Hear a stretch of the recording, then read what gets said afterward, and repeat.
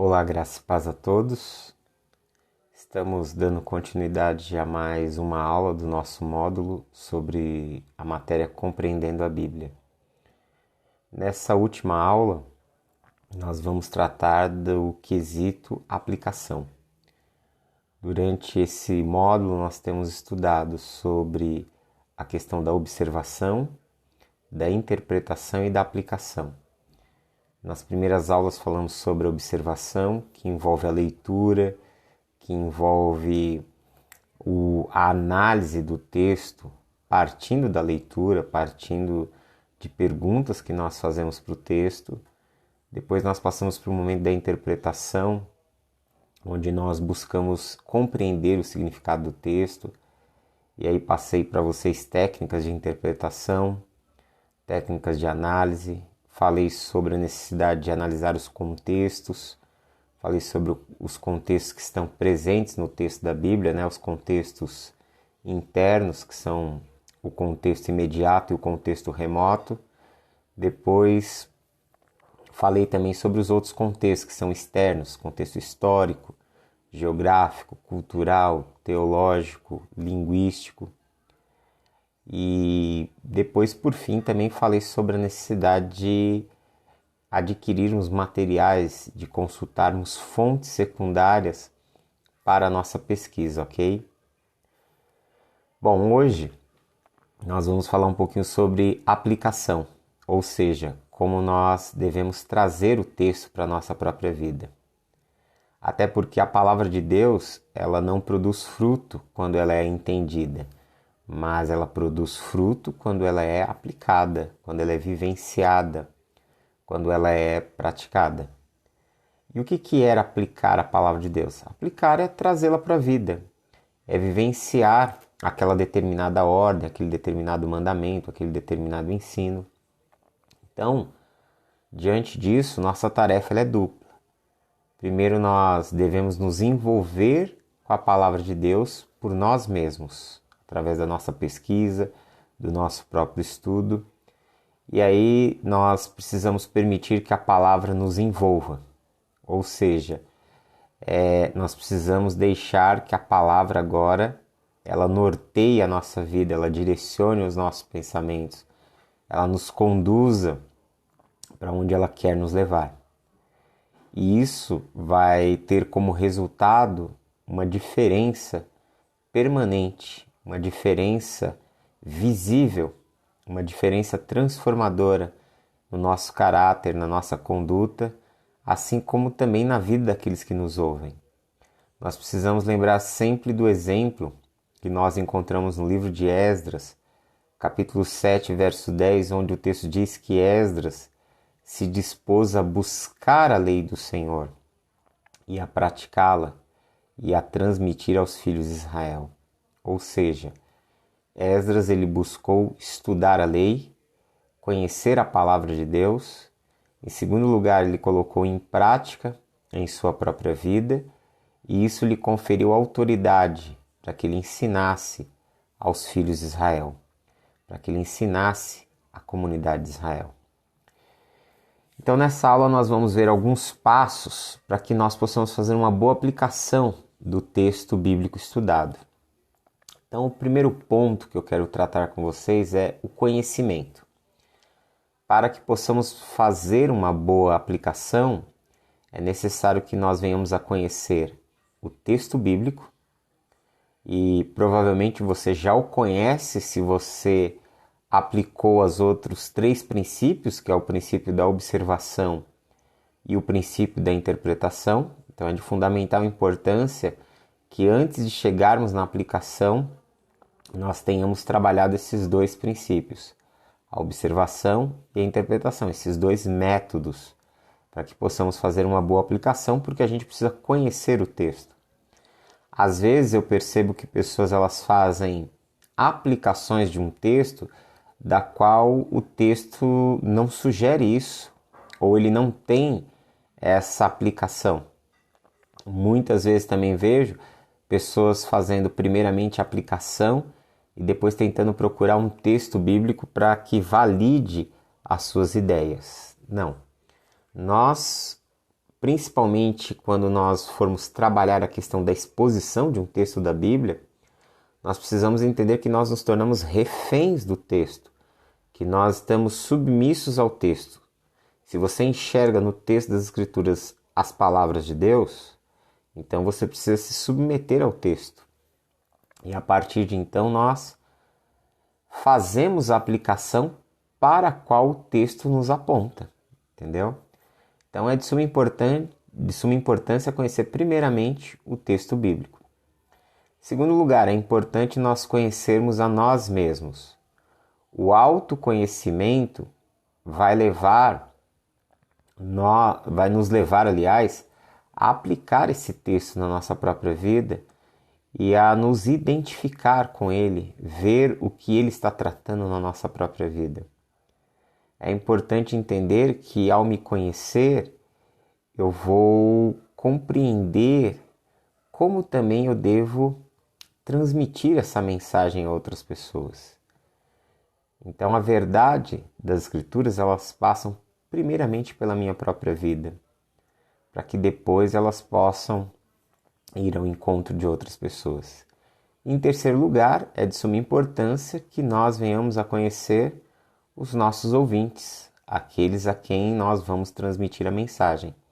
Conhecer o público, conhecer o ambiente, conhecer as pessoas aos quais nós vamos comunicar uma mensagem, seja por meio de um ensino, seja por meio de uma pregação, seja por meio do evangelismo, seja por meio do aconselhamento, qualquer abordagem que eu faço em relação a outra pessoa, é de suma importância que eu conheça quem é o meu público, a quem eu estou me dirigindo. Assim eu terei uma consciência mais clara e terei uma visão mais nítida de como eu posso aplicar aquela palavra à vida da pessoa, ok? Nós precisamos lembrar também, no segundo momento, que a aplicação ela tem um caráter de nos fazer um convite a novos relacionamentos. Toda aplicação ela vai nos fazer um convite ou a um novo relacionamento com Deus, ou um novo relacionamento com nós mesmos, ou um novo relacionamento com outras pessoas, ou como nós devemos nos relacionar com os nossos inimigos. Então, esses 4 pontos, esses 4 aspectos estarão presentes um ou mais deles dentro de um texto. Então, por exemplo, quando eu leio o Salmo 23, onde fala o Senhor é meu pastor, nada me faltará, você vai ver que o texto ele vai me levar, a aplicação desse texto do Salmo 23 vai me levar a um novo relacionamento com Deus, um relacionamento de confiança em Deus, um relacionamento onde eu enxergo Deus como aquele que cuida da minha vida e da minha história. Quando eu leio o Salmo 125, os que confiam no Senhor são como os montes de Sião que não se abalam, mas permanecem firmes para sempre. Esse texto ele vai me levar a um relacionamento com Deus, a uma confiança em Deus e a um relacionamento comigo, porque eu preciso viver a partir dessa fé. Eu preciso viver a partir dessa dependência de Deus. Então você vai vendo que um texto ele pode ter como aplicação um convite para um desses pontos ou para mais de um, ok? Mas sempre haverá na aplicação textual esse convite a um novo relacionamento, seja com Deus, seja com nós mesmos, seja com os outros ou seja em relação aos nossos inimigos, ok? Então isso também é de suma importância. Um terceiro fator que eu quero apresentar aqui é que para a aplicação há a importância de se meditar, de fazer uma reflexão no que nós aprendemos acerca do texto. E o que é meditação aqui? O que eu quero dizer com meditação? Eu quero falar sobre ponderar, sobre refletir, sobre analisar a verdade, deixando que primeiramente ela realinhe, ela nos auxilie e reajuste as nossas vidas. Meditar é cultivar, é pensar a respeito de algo. Consiste na prática de ouvirmos atentamente a Deus. Nós precisamos ouvir a voz de Deus por meio do texto que nós estamos estudando. Nós precisamos ouvir a voz de Deus nesse processo de reflexão com o texto da Bíblia. Nós precisamos não somente nos envolver com o texto, não somente deixar que o texto nos envolva, mas também nesse processo é necessário que nós venhamos ouvir a mensagem que Deus tem para nós, ouvir a sua voz. E para isso, a reflexão ela é de fundamental importância. A meditação ela é uma atenção com intenção, ou seja, é pensar profundamente no conteúdo bíblico que você ouviu, que você está lendo, que você está estudando, é procurar memorizá-lo, procurar guardá-lo, procurar absorvê-lo, de tal maneira que nós possamos ver de uma forma mais clara o que Deus está dizendo e com isso aplicar a nossa vida diária e também poder transmitir a outras pessoas. E o quarto ponto é a prática. O objetivo definitivo do estudo bíblico é a prática da verdade. É levá-lo para a nossa própria vida, trazê-lo para a nossa própria vida e ao transmitir a outras pessoas, motivá-los, impulsioná-los, confrontá-los muitas vezes, desafiá-los a tomar uma atitude prática em relação ao que ouviram, em relação ao que aprenderam. Nós devemos consistentemente aplicar em nossa vida algum aspecto dessa verdade do estudo que nós extraímos do texto bíblico. Para isso eu quero também te ajudar aqui, te levando a fazer algumas perguntas para o texto que vão nos auxiliar na aplicação da palavra, ok? Então eu enumerei aqui algumas perguntas. Logicamente você, aluno do TFM, você tem um material onde essa apostila que eu enviei para você carrega essas perguntas. Mas como essa aula também ela é uma aula que provavelmente vai estar aberta como uma aula bônus para aqueles que querem conhecer o curso, eu vou citá-las aqui. Algumas perguntas que nós precisamos fazer para o texto para que nós possamos fazer uma aplicação coerente. Primeira pergunta. Ao olhar e ao estudar o texto, depois de você passar pelo processo de observação, de interpretação, de análise, faça-se essas perguntas para que você possa aplicá-las. Primeiro, há um exemplo para que eu possa seguir? Pergunta número 2. Há um pecado que eu devo evitar ou confessar? Há alguma advertência que eu devo prestar atenção? Terceira, há alguma promessa a se reivindicar? E quais necessidades minhas ou de outros Deus pode e quer satisfazer segundo essa passagem? Quarta pergunta, há alguma oração ou palavra de louvor que devo repetir? O que contém essas orações que eu preciso estar orando? Há algum motivo de louvor? O que nessa passagem me transmite alegria?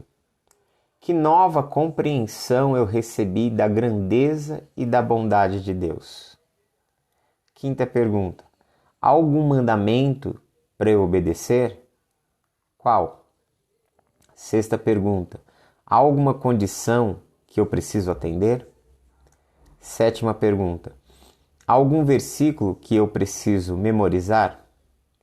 Oitavo, há algum ensino errado que esse texto combate? Que doutrinas e verdades essa passagem está ensinando? Que erros teológicos essa passagem expõe? Que mudanças de pensamento eu preciso fazer para me submeter ao que as Escrituras ensinam? Nona pergunta, Há algo que me ajude a entender os cruéis objetivos e os sutis ataques de Satanás? 10ª pergunta. Quais ações práticas esse texto me leva? Há algum desafio a enfrentar? Há algo pelo qual eu devo orar? Há algo pelo qual eu devo me preparar? Que atitude prática eu devo ter? Qual o primeiro passo devo ter em relação a essa passagem? Ok? Essas perguntas aqui, elas vão te ajudar muito na sua aplicação do texto. E são muito importantes você fazê-las após ter passado pelos 2 primeiros princípios, né? Os 2 primeiros métodos, que é a observação e a interpretação. Então isso aqui vem como um fechamento do seu estudo, da sua análise. É importante também, já frisando, né, nós sabermos da importância, entendermos a importância do contexto para aplicação. Nós sabemos que a palavra de Deus ela é eterna, ela é imutável, mas o nosso mundo não é. Nosso mundo ele vive em mudanças contínuas. Então a pergunta que sempre fica é: como aplicar a fé aos assuntos de hoje? Como fazer essa ponte? Como fazer essa conexão? E a sugestão que eu tenho para vocês é que você comece pelo contexto. Quais contextos? Primeiramente o contexto original, o contexto das Escrituras, o contexto pelo qual você abordou o texto, como também o contexto contemporâneo no qual nós vivemos. O contexto, ou que é a realidade que nos cerca, é o que nos envolve, é o nosso meio ambiente, é o meio em que nós vivemos, ou o meio em que o texto ele foi escrito, onde você tem a vivência dos personagens da história bíblica. Ele vai fazer uma profunda diferença na maneira como a verdade bíblica ela é aplicada. Um outro ponto que eu quero ressaltar aqui é que para vivenciar a verdade de Deus é preciso que a conectemos ao nosso conjunto particular de circunstâncias. Ou seja, que nós venhamos a enxergar esse texto dentro da realidade que nós estamos vivendo. Ou seja, em que ou no que essa verdade, esse ensino afeta a minha própria vida. É mais ou menos assim. O que isso vai afetar na construção dos meus relacionamentos, na minha vida de trabalho, no meu dia a dia, na minha vida familiar? Quais são as implicações que isso tem? A gente precisa refletir e pensar nisso, ok? Nós precisamos entender que nós não vamos mudar a verdade para adaptá-la para a nossa agenda cultural, mas mudamos a nossa aplicação da verdade à luz das nossas necessidades. Então, por exemplo, eu tenho lá em Marcos 2 a cura de um paralítico, ok? Na cidade de Cafarnaum. O que aquele milagre que Jesus realizou, ou aquela cena que envolve aquela passagem, o que ela pode me ensinar, por exemplo, para que eu possa aplicar na minha vida, no meu trabalho, nos meus relacionamentos com os meus amigos? Eu preciso procurar enxergar isso, eu preciso extrair essa verdade, eu preciso chegar a um denominador disso.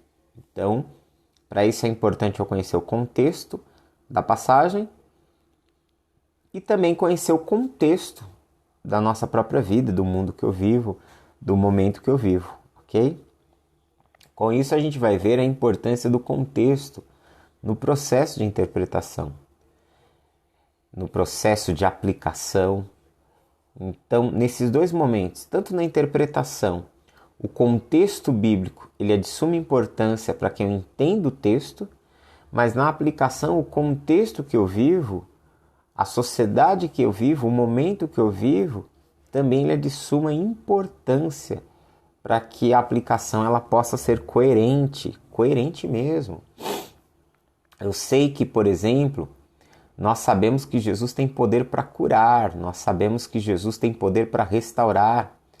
Mas você não pode pegar apenas esse texto que Jesus disse para o paralítico, então, para que vocês saibam que o Filho do Homem tem poder para perdoar pecados, então o texto diz, então disse ao paralítico, levanta, toma o teu leito e anda. Você não pode pensar apenas em aplicar no sentido de que Jesus curou o paralítico e ele cura você também. Será que todas as pessoas que elas vão estar te ouvindo, naquele momento elas estão doentes?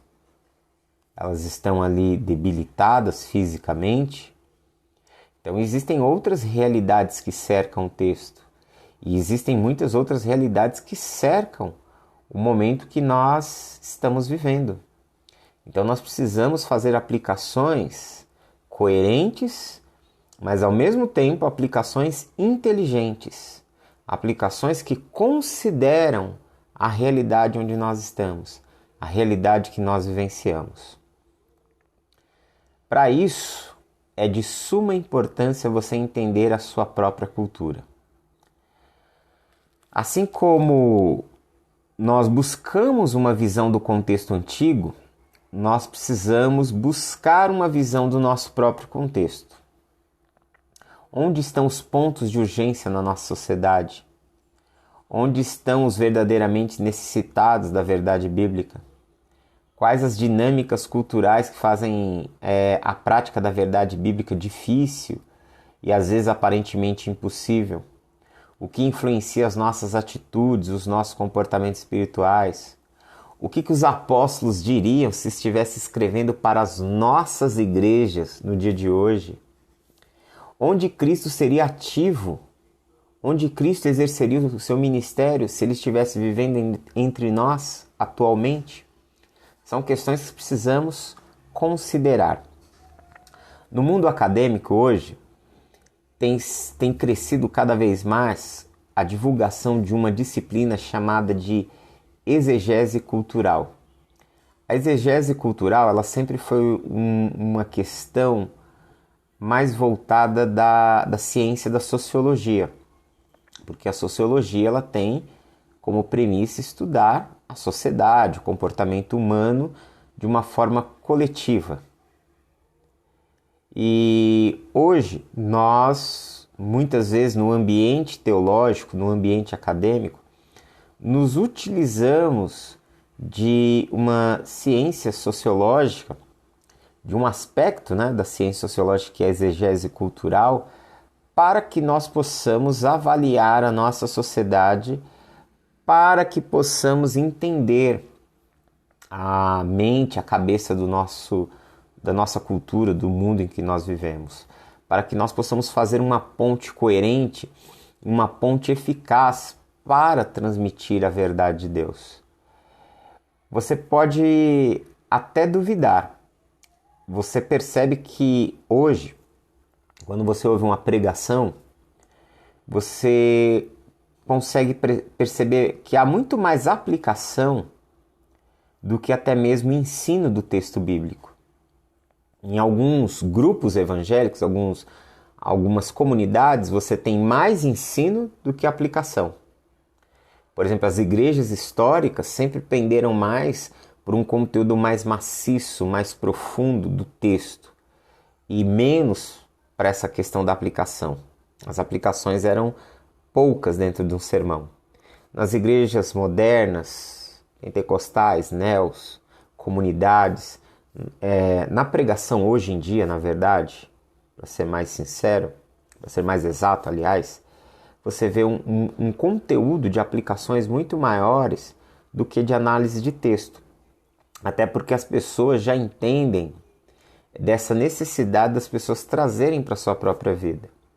Mas mesmo você ouvindo esse grande, dentro de uma mensagem, um conteúdo mais aplicativo, você vai perceber duas coisas. Primeiro, que muitas dessas aplicações, muitas vezes não estão em conexão com o texto, como eu já citei anteriormente. Muitas vezes elas extrapolam para fora do texto e o texto não sugere isso. Mas pior do que isso, mais complicado do que isso, é que muitas dessas aplicações, elas não conseguem ser eficazes. Elas não conseguem muitas vezes ir direto ao ponto, elas não conseguem ir no cerne das pessoas, do coração das pessoas, do momento em que as pessoas estão vivendo. Por quê? Porque ainda falta essa percepção da realidade que cerca as pessoas. Falta essa percepção do momento, falta essa visão, esse entendimento da sociedade do mundo. E aí você vai me perguntar, mas o Espírito Santo ele não discerne? O texto no Novo Testamento não diz que ele conhece as profundezas do homem e discerne a mente de Deus? Sim, o Espírito Santo ele realiza essa obra sim, e graças a Deus por isso, porque se dependesse muitas vezes de nós, nós seríamos ineficazes nas nossas pregações. Se pessoas são alcançadas, é exatamente porque o Espírito Santo ele faz esse papel de decodificar a mensagem que eu transmito, ele faz o papel de decodificar, de tornar compreensível, de ser assertivo, certeiro no coração do meu ouvinte. Mas isso não quer dizer que nós devemos tratar essa questão de maneira indulgente. Isso não significa que a gente vai deixar essa questão de lado. Isso não significa que nós vamos tratar com displicência algo tão importante. Porque se eu me comunico mal, se eu aplico mal, e o Espírito Santo consegue ainda alcançar o coração da pessoa, e se eu fizer uma aplicação com qualidade, e se eu conseguir atingir o meu ouvinte no cerne, se eu conseguir ser assertivo na mensagem que eu transmito, o que o Espírito Santo então não fará? Não produzirá na mente e no coração dessa pessoa? Então nós precisamos ter essa consciência de que nós precisamos falar à mente, mas também ao coração dos nossos ouvintes, ok? Então, para isso, nós precisamos compreender que entender a nossa cultura não é tão fácil quanto nós imaginamos. O fato de vivermos nessa sociedade não significa que nós estamos cientes de como ela funciona. Na verdade, a maioria de nós vive uma vida sem notar as forças que nos influenciam. Poderíamos considerar fazer um estudo da nossa cultura, assim como também nós, na exegese, na interpretação, fazemos uma análise da cultura do mundo antigo. Então, para isso, eu criei aqui, eu trouxe como material, está no material de vocês, um roteiro, um pequeno roteiro de exegese cultural. Um pequeno roteiro para que nós possamos estudar a sociedade, ok? Como eu disse que o nosso vídeo aqui, provavelmente essa aula ela vai se estender para outras pessoas que não fazem o TFM, eu vou fazer uma leitura rápida, uma citação rápida desse roteiro. Mas você que é aluno do TFM, do Treinamento de Formação Ministerial, você que tem o seu material em mãos, que nessa fase final dessa aula, desse módulo, você possa estar trazendo, sabe? Eu sei que você já fez um trabalho de observação, você já passou o seu texto pela interpretação, você já está fazendo as aplicações que o texto sugere, mas agora eu queria te convidar a fazer uma análise da sociedade. E a nossa análise vai estar situada em alguns pilares. O primeiro deles são o pilar do poder, o segundo da comunicação, o terceiro do dinheiro, o quarto da etnia, o quinto da sexualidade, o sexto da geração, o sétimo da religião e da visão de mundo, né, que é a cosmovisão, o oitavo as artes, o nono a história e o tempo, o décimo lugar, ok? Então esses 10 pilares são pilares pelos quais nós vamos vamos dizer assim, eles vão ser para nós meio que pontos de orientação para que a gente possa analisar a sociedade. Então vamos lá. Quando nós falamos de poder, que é o primeiro pilar, quais são as perguntas que nós devemos fazer? Primeiro, onde estão os centros de poder na nossa sociedade? Quem está no comando do poder na nossa sociedade? Como adquiriram o controle? Como eles mantêm o domínio? Qual o seu objetivo em manter o controle? Onde estão os desafios à autoridade do seu governo? Quem faz as decisões por nossa sociedade como um todo? E quem faz as decisões no nível local e individual? Então, essa pergunta está centralizada aos centros de poder na nossa cultura, na nossa sociedade. Você pode pensar isso desde o governo federal até municipal e você ter essa visão mais macro de como o poder se desenvolve na sociedade. Segundo polo agora, segundo pilar é a comunicação. A primeira pergunta é: quais são os meios de comunicação? Segundo, como as notícias e as informações são distribuídas? Terceiro, quem tem acesso a elas? Quarto, quem tem acesso à mídia? 5. Como a nossa sociedade determina a credibilidade e a confiabilidade das informações? Sexto, como os meios de comunicação moldam as mensagens que são comunicadas? Depois nós vamos para o dinheiro, que é uma outra coluna, é um outro pilar da nossa sociedade. E aí vem a primeira pergunta sobre dinheiro. Que lugar o dinheiro ocupa nos nossos valores enquanto sociedade? Como as pessoas ganham as suas vidas? 3. Como a sociedade comercializa? 4.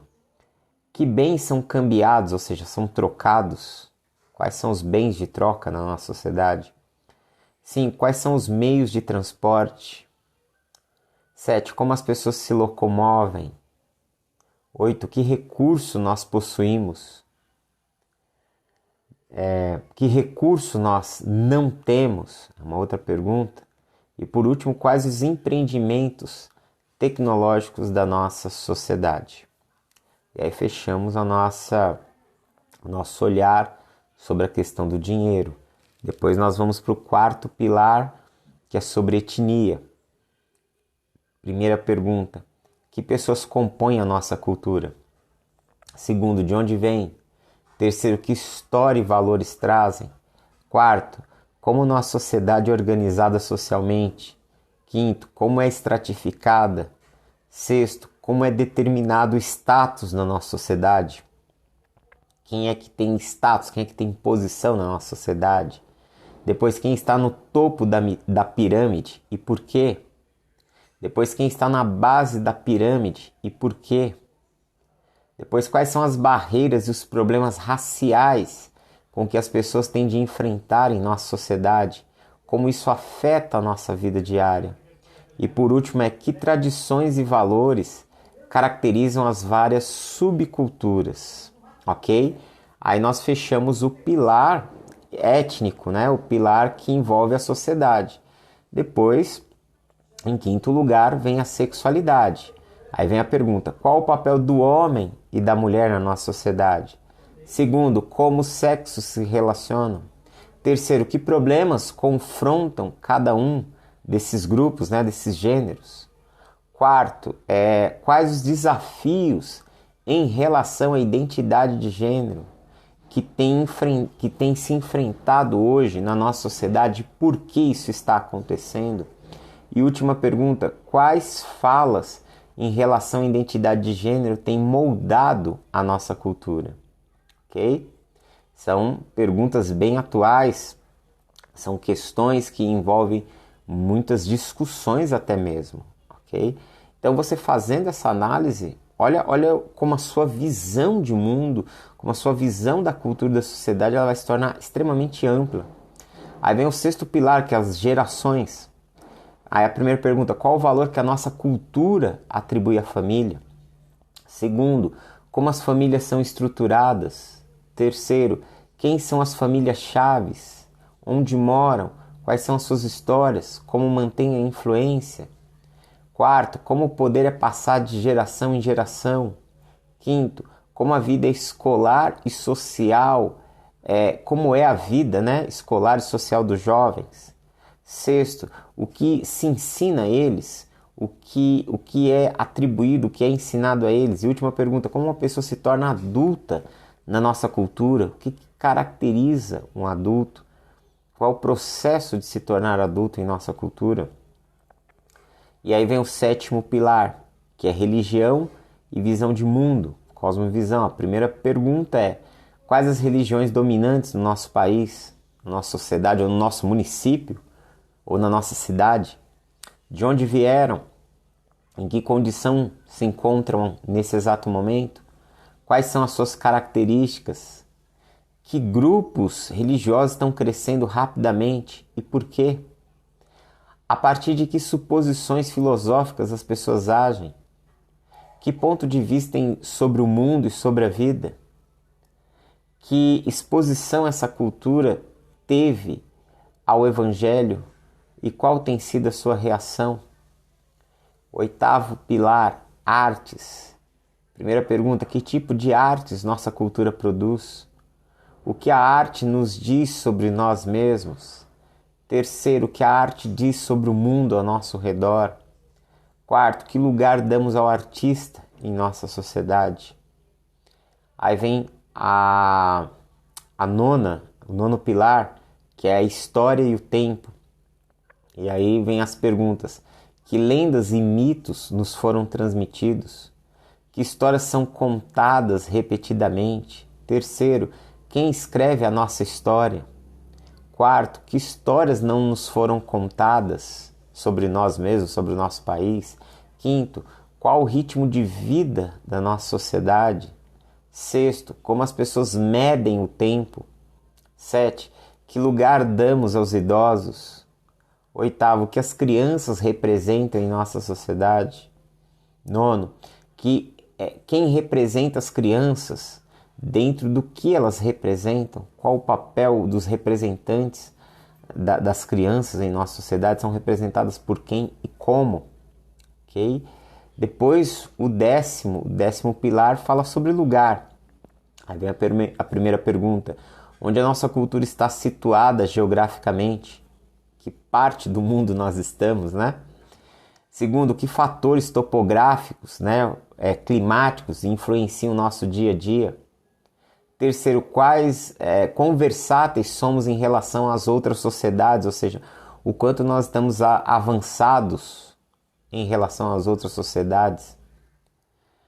Quarta pergunta, quanto tempo uma família mora ou reside numa mesma localidade? Quinto, que terra é transmitida pelas gerações? Sexto, que pessoas foram deslocadas? De onde? Para onde? Sétimo, que lugares têm caracterizado proeminentemente a história da nossa cultura? Onde as guerras foram travadas na nossa sociedade? Onde foram feitas as celebrações? Que monumentos e memoriais se encontram nesses locais? Isso aqui é um roteiro, ele é um roteiro inicial. Aqui eu fechei aqui o nosso roteiro. Ele é um roteiro, ele ainda é um roteiro sintetizado, mas que já nos ajuda a ter uma visão muito ampla. Logicamente que isso aqui você não vai fazer toda vez que você vai estudar um texto da Bíblia. Eu te recomendo em algum momento da sua vida, do seu ministério, do seu momento de estudo, você parar para fazer uma exegese cultural, fazer uma análise da sua sociedade. Algumas perguntas aqui, elas parecem ser fáceis de responderem, mas elas podem te levar a escrever praticamente um artigo sobre esse assunto em si. Então, o que eu quero dizer? Esse tipo de olhar, esta ferramenta sociológica, ela vai te ajudar a ter uma visão mais clara do indivíduo na sociedade. Então, quando você for aplicar a mensagem, você sabe quem é o seu ouvinte, você tem ideia dos anseios, das preocupações, dos medos, do que ele entende como valores, do que ele entende como crenças. E a partir daí, logicamente, fica a possibilidade de você se tornar assertivo se torna muito maior. Então, com isso aqui, essa questão aqui que eu coloquei, esse ponto da exegese cultural, ele é meio que um anexo à aplicação, ok? Procure fazer isso nos seus estudos, procure em algum momento fazer esse tipo de análise e você vai ver que isso não vai afetar só a forma como você prega, a forma como você ensina, mas vai aumentar, vai mudar o seu discernimento, a sua percepção sobre a sociedade. Se você é um agente de pastoral, se você é um pastor, se você trabalha com aconselhamento, você já vai ter um quadro, um pano de fundo bem definido quando uma pessoa sentar diante de você para uma sessão de aconselhamento, quando você for desenvolver um trabalho de evangelização, quando você for desenvolver estratégias de evangelização, conhecendo a cultura, você vai ter uma visão mais clara de como você poderá desenvolver a sua estratégia de evangelismo. E assim sucessivamente, em todos os aspectos do ministério, isso vai ter uma influência muito grande. Ok? Então, com isso, eu fecho essa aula, uma aula voltada somente para a aplicação, onde nós vimos alguns métodos de aplicação do texto, onde nós vimos a necessidade do conhecimento do texto, de nós mesmos, dos nossos ouvintes, onde nós entendemos que a aplicação sempre faz um convite a novos relacionamentos com Deus, com nós mesmos, com outras pessoas e com os nossos inimigos. Nós vimos sobre a necessidade de meditarmos, de refletirmos no que nós aprendemos para que nós possamos ouvir a voz de Deus por meio dessa reflexão. Nós vimos também sobre a necessidade da prática, de trazer para a vida e de, como anunciadores, como aqueles que transmitem, levar as pessoas, motivá-las ou impulsioná-las à prática. Depois nós vimos algumas perguntas que nós conseguimos fazer para o texto. Ao fazer para o texto, nós vamos extrair aplicações para as nossas vidas e para a vida daqueles aos quais nós iremos ministrar. E por último, como um anexo, nós vimos um pouquinho sobre exegese cultural, sobre como fazer uma análise da nossa cultura, da nossa sociedade, do nosso tempo e dos nossos valores. Que Deus abençoe sua vida.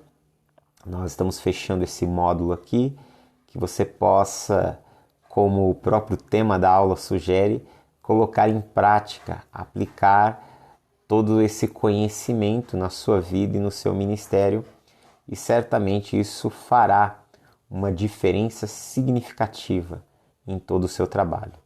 Deus abençoe em Cristo e um forte abraço e até mais.